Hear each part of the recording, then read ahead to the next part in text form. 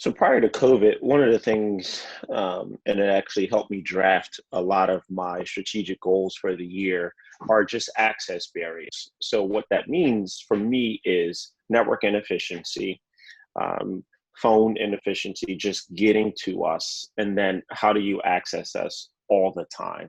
So from a network perspective, those are some of the things that we were looking at from a patient's perspective.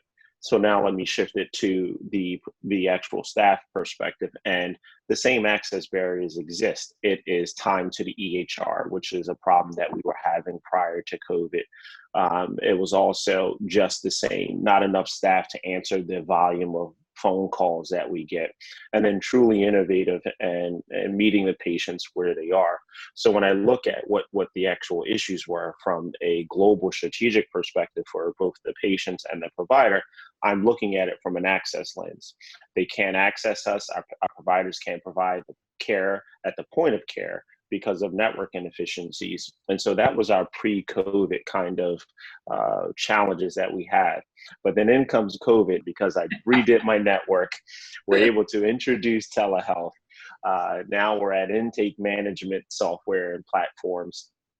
And then we're able to do testing not only on site at 4 locations, but then off site as well. And that's where we use Tryten for their mobile carts to be able to take our COVID testing and shift that model outside of our normal campuses.